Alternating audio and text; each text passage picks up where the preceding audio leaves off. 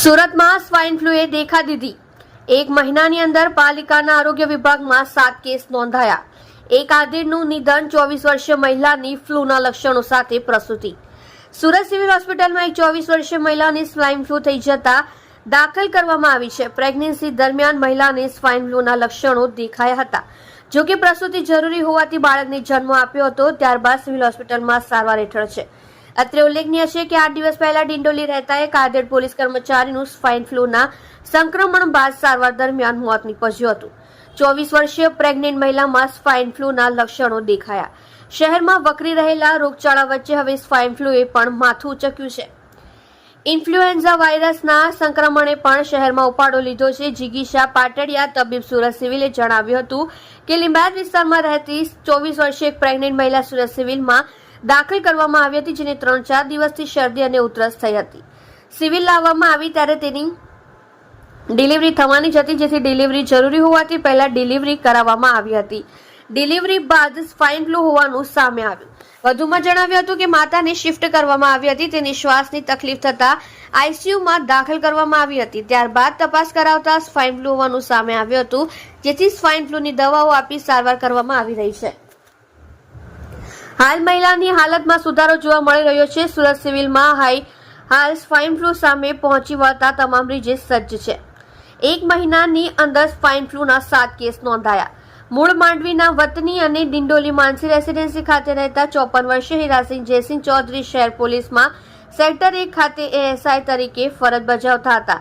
ગઈકાલ તારીખ 26 જુલાઈના રોજ તેમને તાવ આવ્યો હતો અને સારવાર માટે ખાનગી હોસ્પિટલમાં દાખલ કરવામાં આવ્યા હતા, જ્યાં તેમના રિપોર્ટ કરાવતા સ્વાઇન ફ્લૂ પોઝિટિવ આવતા સારવાર ચાલી રહી હતી। ગત 30 જુલાઈના રોજ રાત્રે તેમનું મોત નીપજ્યું હતું। છેલ્લા 1 મહિનાની અંદર પાલિકાના આરોગ્ય વિભાગમાં સ્વાઇન ફ્લૂના 7 કેસ નોંધાયા છે।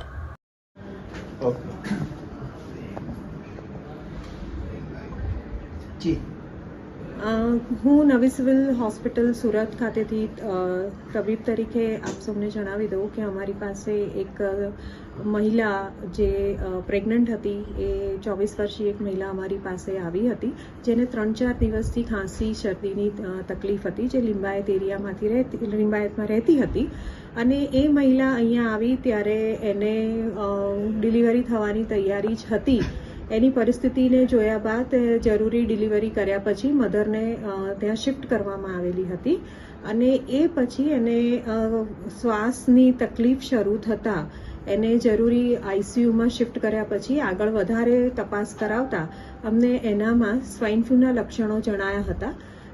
આપ સૌને જણાવી દઉં કે સ્વાઇન ફ્લૂના લક્ષણોમાં મોટાભાગે ખાંસી, શરદી, ગળામાં દુખાવો સાથે તાવ આવવાની શક્યતાઓ રહેલી હોય છે। જો યોગ્ય સમયે સારવાર કરી દેવામાં આવે તો એમાં રાહત થઈ જતી હોય છે, પરંતુ જો સારવાર કરવામાં ના આવે તો છેલ્લે પેશન્ટને શ્વાસ લેવામાં તકલીફ પડતી હોય છે।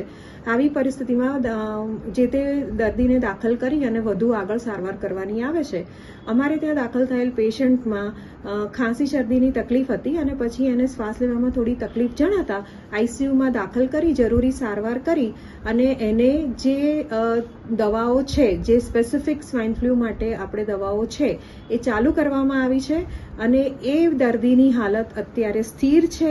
પહેલાં કરતાં એમની હાલતમાં સુધારો જોવા મળી રહ્યો છે અને દર્દીને સારું થતાં એને વોર્ડ તરફ શિફ્ટ કરવામાં આવશે।